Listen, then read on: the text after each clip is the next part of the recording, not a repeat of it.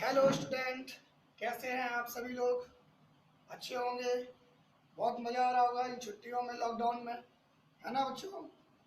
वैसे भी आप लोग बहुत छुट्टी छुट्टी चिल्लाते रहते थे। आपको बहुत सारी छुट्टियां मिल गई हैं, है ना? देखिए, ये क्लास 10 बायोलॉजी का वीडियो है, जीव विज्ञान का वीडियो है। मैंने पिछले वीडियो में आप लोगों को टाइप्स ऑफ न्यूट्रिशन न्यूट्रिशन के प्रकार बताए थे, स्वयंपोषी और परपोषी। मैंने आपको परपोषी या विषमपोषी भी कहते हैं, उसको बताया था। और मैंने ये आपको बता दिया था कि अगले वीडियो में हम आपको बताएंगे मनुष्य में आहार नाल का पाचन। मनुष्य के आहार नाल में पाचन मतलब मोटी भाषा में कह सकते हैं कि हमारे शरीर में भोजन कैसे पचता है और भोजन शरीर में कहाँ से प्रारंभ होता है, कहाँ पर खत्म होता है, और कौन कौन शरीर में उपस्थित ऑर्गन से भोजन होते हुए जाता है। आज हम इसकी चर्चा करते हैं। बहुत ही सिंपल है, रट्टा मारने की कोई भी आवश्यकता नहीं है आप लोगों को। एक ही बार में सब कुछ तो समझ में आ जाएगा। मैंने आपको एक फिगर ड्रॉ करा हुआ है सामने, तो आप सबसे पहले आपको मैं फिगर में उपस्थित जो नाम लिखे हुए हैं तो उस नाम को मैं पढ़ के सुनाता हूँ। शायद दिखाई पड़ने में कुछ मिस्टेक हो या कम दिखाई पड़ रहा हो। उसके बाद इसका पाचन किस कौन कौन से स्टेप में होता है, कितने भागों में होता है, फिर मैं आपको बताता हूँ। ठीक है? मैंने एक मनुष्य के पाचक तंत्र का एक चित्र बनाया हुआ है। ये पूरा ऊपर से नीचे तक चित्र बना हुआ है। इसमें ये लिखा है दांत, अर्थात मुख में तो दांत होते ही हैं। भाई होते नहीं होते, आपके भी हैं, हमारे भी हैं। जब बुढ़ापा आ जाएगा तब वो दांत टूट जाएंगे, है ना? तो इसमें दांत है। और मुख के जब हमारा जो मुंह होता है तो मुंह में अंदर की तरफ जब भोजन निकलते हैं तो भोजन निकलने के जो द्वार होते हैं, इसको हम निगल द्वार कहते हैं। उनके ऊपर उपस्थित होती हैं लार ग्रंथियां। क्या होती है? लार ग्रंथियां। उसके बाद ये नलिका जो जाती है इसको कहते हैं ग्रास नली। और इसको ये जो रचना दिखाई पड़ रही है ये आमाशय है। ये जो एक शाखा से रचना निकली हुई है अग्नाशय है। और ये जो रचना डिजाइनदार दिखाई पड़ रही है बड़ी आंत है। ये टेढ़ी मेढ़ी की संरचना है, ये क्षुद्रांत है। और ये क्या है? मलाशय। इसको हम एनस द्वार कहते हैं, लैट्रिन का द्वार इसे हम कहते हैं। अच्छा, इसके पहले ऊपर अग्नाशय के जस्ट बगल में ये जो बना हुआ है ये यकृत ग्रंथि है। और ये जो आमाशय जिस नलिका के द्वारा आमाशय इस आमाशय से ये नलिका निकलती है और ये नलिका जो सी के आकार की होती है, अंग्रेजी के अक्षर सी के आकार की होती है, जो छोटी आंत में क्षुद्रांत में बदल जाती है, इसको हम क्या कहते हैं? ग्रहणी कहते हैं। इसको हम क्या कहते हैं? अक्षुग्रहणी कहते हैं। ठीक है? तो भाई बहुत ही सिंपल है, भोजन को कैसे पचाया जाता है आप लोग बहुत अच्छी तरीके से जानते हैं इसे, और नहीं भी जानते हैं तो अभी और जान जाएंगे। इसको हम बहुत अच्छे तरीके से समझाने का प्रयास करते हैं। देखिए, सबसे पहले हम लोग क्या करते हैं कि भोजन को मुख में रखते हैं। सही तो करते हैं ना? भोजन को मुख में रखते हैं और मुख में रखने के पश्चात हमारे मुख में दांत होते हैं। वैसे दांत तो कितने होते हैं? 32। लेकिन एक वयस्क मनुष्य के ही मुख में 32 दांत होते हैं। वयस्क मनुष्य का मतलब होता है जिनकी उम्र जो 30 वर्ष के आसपास होती है, तभी मुख में हमारे अक्कल दाढ़ वगैरह निकलती हैं, या पूरी अक्कल दाढ़ निकल आती है, तभी 32 दांत होते हैं। अन्यथा 32 दांत पूरे नहीं होते। तो एक वयस्कावस्था में मनुष्य के मुख में कितने दांत होते हैं? 32 दांत होते हैं। भाई वैसे कम से कम तो 28 दांत होते ही हैं। तो किसी भी बात मुख में हमारे क्या होते हैं? दांत होते हैं। सबसे पहले हम क्या करते हैं? भोजन को तोड़ा, मुंह को खोला, मुंह में रख लिया। अच्छा, एक चीज और है, भोजन खाने से पहले हम बता दें, यदि भोजन को जल्दी पचाना है तो पहले हम भोजन के बारे में पूछते हैं कि आज भोजन क्या बना हुआ है।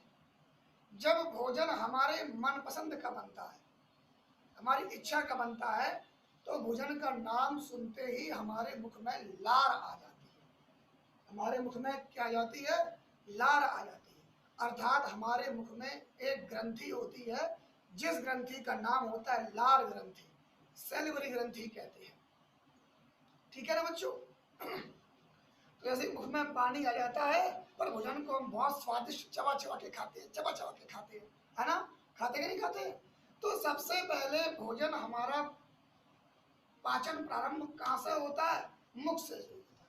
कहाँ से होता है? मुख से होता है। मुख से भोजन को खाया और मैंने भोजन को चबाना प्रारंभ कर दिया। भोजन को चबाते हैं, ये होती है गले की कौन सी नलिका होती है? ग्रास नली। तो अगला प्रकार को सबसे पहला आता है मुख गुहा, और क्या आता है? ग्रास नली। ग्रास नली के बाद भोजन जाता है आमाशय में जाता है। कहाँ जाता है? आमाशय में। और आमाशय के बाद भोजन जाता है ग्रहणी में, और ग्रहणी के बाद जाता है क्षुद्रांत। क्षुद्रांत का मतलब होता है छोटी आंत में। उसके बाद जाता है बड़ी आंत में, और बड़ी आंत से भोजन जाता है गुदाद्वार में। जब हम फ्रेश सुबह होते हैं तो वो भोजन पूरा निकाल देते हैं, है ना? ये तो मैंने एक मोटी भाषा में बता दिया है। अब आपको हम स्टेप बाय स्टेप बहुत ही बारीकी से बताते हैं। जैसा कि चित्र में आपका बना हुआ है, भाई हमारे मुख में क्या होता है? दांत होते हैं।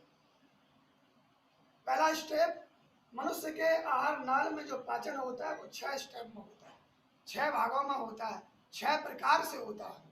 सबसे पहले क्या होता है कि भोजन को तोड़ा और मैंने मुख में रख लिया। मुख में हमारे होती है लार ग्रंथि। क्या होती है? लार ग्रंथि। जैसे ही मुख में भोजन पहुंचा, दांतों की सहायता से मैंने भोजन को चबाना प्रारंभ कर दिया, और भोजन को हम लेई जैसा बना लेते हैं। तो भोजन में क्या मिलती है? भोजन में लार मिलती है। लार ग्रंथियों की सहायता से भोजन में लार मिलती है, और लार में क्या होता है? एंजाइम्स होते हैं। क्या होते हैं? एंजाइम्स होते हैं। और कौन सा एंजाइम होता है? ये होता है टाइलिन एंजाइम। सबसे पहले आपको मैं एक मोटी बात और बता देता हूँ। वो बात यह है कि पाचन तंत्र में सबसे प्रमुख कार्य होता है ग्रंथियों का। सबसे प्रमुख कार्य किसका होता है? ग्रंथियों का। ग्रंथियां जो होती हैं वो रसों का स्राव करती हैं, और रसों से क्या निकलते हैं? एंजाइम्स निकलते हैं। जो एंजाइम्स भोजन को पचाने में सहायता प्रदान करते हैं। करते हैं? सहायता प्रदान करते हैं।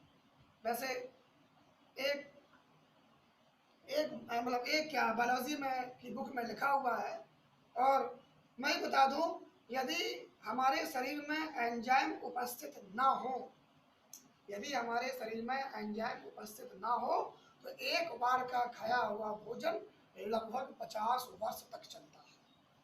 समझे बच्चों? इसलिए हमारे शरीर में एंजाइम्स को होना अनिवार्य है। यदि ऐसा नहीं होता है तो भोजन पेट में सड़ना प्रारंभ हो जाएगा। तो उसके बाद आप समझ गए क्या होगा। तो सबसे पहले भोजन मुख गुहा में जाता है। इसमें लार ग्रंथियां होती हैं।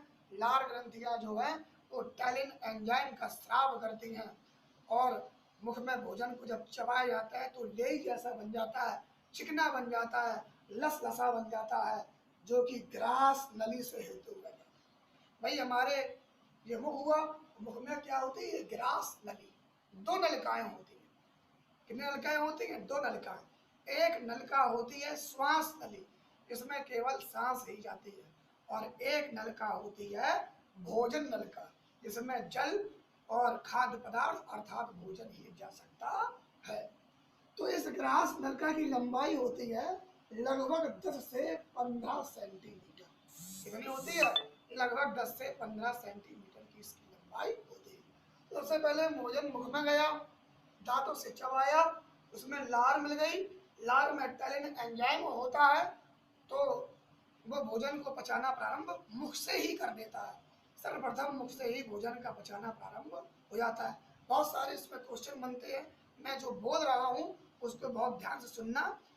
इस वीडियो के अंत में आपको मैं एक एक्सरसाइज दूंगा। इसमें करीब 5 या 6 क्वेश्चन होंगे। आप उन्हें सॉल्व करके हमें बताएंगे शाम को। ठीक है? तो मुख गुहा से भोजन पचता हुआ कहाँ आया? ग्रास नलिका में। और ग्रास नलिका में भोजन जो है क्रमाकुंचन गति या लहरी गति के द्वारा धीरे धीरे धीरे धीरे खिसककर कहाँ आता है? आमाशय में आता है बच्चों। कहाँ आता है? आमाशय में। आमाशय में ये भोजन आता है, तो आमाशय में होती है जठर रस। आमाशय में क्या होता है? जठर रस। अर्थात आमाशय में होती है जठर ग्रंथियां। क्या होती है? जठर ग्रंथि। मैंने बता दिया कि मनुष्य के पाचन तंत्र में ग्रंथियां बहुत ही सहायक होती हैं, बिल्कुल धागे के समान रचनाएं होती हैं जिनसे रस का स्राव होता है ना। तो आमाशय से जठर ग्रंथि जुड़ी होती है और जठर ग्रंथियां जठर रस का स्राव करती हैं और जठर रस एंजाइम को स्राव करता है। और कौन कौन सा एंजाइम को स्राव करता है? पेप्सिन एंजाइम और रेनिन एंजाइम और प्रोपेप्सिन एंजाइम और भी अन्य एंजाइम्स होते हैं। उन एंजाइम्स का स्राव करती हैं जो भोजन को पचाने में सहायता प्रदान करती हैं। अर्थात प्रोटीन को रेनिन में और दूध को फाड़कर प्रोटीन्स में परिवर्तित कर देती हैं। कौन करती हैं? जठर ग्रंथियां। कहाँ करती हैं? आमाशय में करती हैं। क्या करती हैं? आमाशय में करती हैं। ठीक है। अब आमाशय से ही एक आपके राइट हैंड पर क्या लगा होता है? एक यकृत। क्या लगा होता है? आपका यकृत लगा होता है, यकृत जुड़ा होता है। इसका भी एक विशेष महत्व होता है। मनुष्य के शरीर में सबसे बड़ी ग्रंथि जो होती है वो आपकी कौन सी ग्रंथि होती है? यकृत ग्रंथि होती है। और मनुष्य के शरीर में सबसे छोटी ग्रंथि जो होती है वो पिट्यूटरी ग्रंथि होती है। यह कहाँ पाई जाती है? पिट्यूटरी ग्रंथि मनुष्य के मस्तिष्क में पाई जाती है। कहाँ पाई जाती है? मस्तिष्क पाई जाती है। अब आगे चलते हैं। मुख गुहा से मुख में भोजन गया, लार मिली, तैन एंजाइम के द्वारा भोजन का पचना प्रारंभ हो गया, पचा और भोजन धीरे धीरे ग्रास नली में जाता है, ग्रास नली से आमाशय में आता है और आमाशय में जठर ग्रंथियां होती हैं जो जठर रस का स्राव करती हैं। जठर रस एंजाइम का स्राव करते हैं और एंजाइम्स जो होते हैं पेप्सिन और रेनिन का स्राव करते हैं। और आमाशय से पचा हुआ भोजन कहाँ जाता है? ग्रहणी में जाता है। आमाशय के बाद अध पचा भोजन, आधा पचा हुआ भोजन कहाँ जाता है? ग्रहणी में जाता है। चित्र में देखो ये ग्रहणी बना हुआ है। ये जो ग्रहणी है वो सी के आकृति की होती है। क्या होती है? सी की आकृति। और इसी ग्रहणी से जुड़ा होता है आपका क्या? अग्नाशय। क्या जुड़ा होता है? अग्नाशय। और इसी ग्रहणी में सबसे पहले आपका लगा होता है पित्ताशय, जिसको हम इंग्लिश में कहते हैं गॉल ब्लैडर। पित्ताशय पित्त रस का स्राव करता है और पित्त रस से निकलता है हाइड्रोक्लोरिक अम्ल। क्या होता है? हाइड्रोक्लोरिक अम्ल, जो कि क्षारीय अम्ल होता है। कैसा अम्ल होता है बच्चों? यह क्षारीय अम्ल होता है जो भोजन की अम्लता को दूर करता है। जैसे हम तली हुई चीजों को खाते हैं तो पेट में गैस बनती है, तो पेट में गैस ना बने तो हमारे पित्ताशय से पित्त रस अर्थात हाइड्रोक्लोरिक अम्ल का स्राव होता है। पर उसके बाद दूसरा ग्रंथि आती है कौन सी? अग्नाशय। अग्नाशय जो होता है वो अग्नाशयी रस का स्राव करता है जो भोजन को पचाने में अत्यधिक सहायता प्रदान करता है। अब पचा हुआ भोजन, अब क्या होगा? अब पचा हुआ भोजन कहाँ जाता है? क्षुद्रांत में, छोटी आंत में जाता है और छोटी आंत से भोजन और पचाया जाता है, बिल्कुल छोड़ दिया जाता है। फिर उसके बाद ये जाता है बड़ी आंत में। कहाँ जाता है? ये बड़ी आंत में जाता है, बृहदांत में जाता है। और उसके बाद बड़ी आंत से होता हुआ भोजन, ये छोटी आंत से कहाँ गया? बड़ी आंत में। और बड़ी आंत से होता हुआ भोजन गुदा द्वार में, जिसे हम क्या कहते हैं? मलाशय कहते हैं। उसके बाद समझ गए होंगे, शौच क्रिया के माध्यम से हम उस अपशिष्ट पदार्थ को शरीर से बाहर निकाल देते हैं। एक बार पढ़ा लिखिए। सर्वप्रथम मुख से भोजन ग्रहण किया और भोजन में लार ग्रंथियां की सहायता से टलन एंजाइम मिल जाता है और मुख में ही भोजन का पाचन प्रारंभ हो जाता है, जो ग्रास नली से होते हुए कहाँ जाता है? आमाशय में जाता है। आमाशय में जाता है और इस आमाशय से पित्त रस, अग्नाशय रस का स्राव होता है ना। और जठर जठर रस का स्राव होता है, जो ग्रहणी से होता हुआ छोटी आंत में आता है, छोटी आंत में, छोटी आंत से होता हुआ बड़ी आंत में, और बड़ी आंत से होता हुआ उदर द्वार में चला जाता है ना। तो मनुष्य के आहार नाल में पाचन कितने स्टेप में होता है? 6 स्टेप में। नंबर 1 बुग्वा में, रासनली, आमाशय, ग्रहणी, बड़ी आंत, छोटी आंत, और इस बड़ी आंत, बड़ी आंत के बाद उदर अर्थात मलाशय से भोजन का विसर्जन जाता है। आशा करते हैं ये समझ में आया होगा, और जहाँ भी समझ में नहीं आया हो तो आप हमें बताएंगे, ठीक है। अब हम आपको एक एक्सरसाइज, इसी में आपको हम एक एक्सरसाइज सेंड कर देंगे, तो आप उसको सॉल्व करके हमें शाम को 5 बजे उसका हमें आंसर अवश्य देंगे। अच्छा, इससे कुछ क्वेश्चन और बनते हैं। जैसे बनता है कि मैंने अभी बताया था कि मनुष्य के शरीर में सबसे बड़ी ग्रंथि कौन सी होती है? यकृत ग्रंथि होती है। कौन सी ग्रंथि होती है? यकृत ग्रंथि होती है। और सबसे छोटी ग्रंथि जो होती है वो पिट्यूटरी ग्रंथि होती है, और वो पिट्यूटरी ग्रंथि कहाँ होती है? मस्तिष्क में होती है। कहाँ होती है? मस्तिष्क में। अच्छा, हमारे लार में एंजाइम कौन सा होता है? तो हमारे लार में एंजाइम जो होता है वो टाइलिन एंजाइम होता है। एक अगला क्वेश्चन हम आपको और देते हैं कि मानव शरीर में किस अंग में सबसे अधिक पाचन होता है? तो बता दें, मानव शरीर में सबसे अधिक पाचन होता है तो आपकी छोटी आंत में होता है। क्यों होता है? देखिए, छोटी आंत की लंबाई जो होती है लगभग 7 मीटर होती है। कितनी होती है? 7 मीटर। और बड़ी आंत की लंबाई जो होती है लगभग 3 से 4 मीटर होती है। कितनी होती है? लगभग 3 से 4 मीटर। इसीलिए क्या है कि मानव शरीर में सबसे अधिक पाचन कहाँ होता है? छोटी आंत में होता है, ठीक। अब अधिकतम पोषक तत्व रक्त में कहाँ से मिलते हैं? रक्त में कहाँ से मिलते हैं या कहाँ से आते हैं? तो वो भी कहाँ से आते हैं? छोटी आंत में ही आते हैं। एक अगला क्वेश्चन हम और बताते हैं, क्वेश्चन से बन जाता है कि पेट में भोजन पचाने में किसकी सबसे अधिक आवश्यकता होती है? तो पेट में भोजन पचाने के लिए सबसे अधिक आवश्यकता होती है तो वो एंजाइम्स की होती है। किसकी आवश्यकता होती है? एंजाइम्स की आवश्यकता होती है। इसके बाद इससे एक क्वेश्चन और बन जाता है कि लार किसके पाचन में सहायक होता है? तो लार स्टार्च अर्थात मंड के पाचन में सहायक होता है। ठीक है बच्चों, आज का ये वीडियो यहीं पे समाप्त होता है।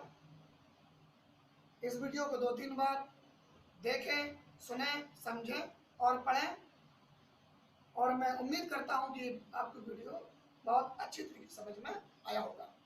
अब इस वीडियो के बाद इसका जो भी टॉपिक आएगा वो आपको नेक्स्ट वीडियो में मिलेगा, और इस वीडियो के बाद आपको हम गोलीय दर्पण से बनने वाले प्रतिबिंबों के नियम, ये आपका अभियुक्त वीडियो है, आपको बहुत जल्द आपके सामने हम प्रस्तुत करेंगे। ठीक है, आज के लिए इतना ही। बी सेफ, घर पे रहिए, तुम मेहनत करिए और पढ़िए मन लगाकर। जब तक आपको ये ऑनलाइन क्लास का फायदा मिल रहा है तब तक आप पढ़ते रहिए और इसका फायदा उठाते रहिए और पूर्णतः मस्ती के साथ घर पर रहिए। आज के लिए इतना ही, धन्यवाद।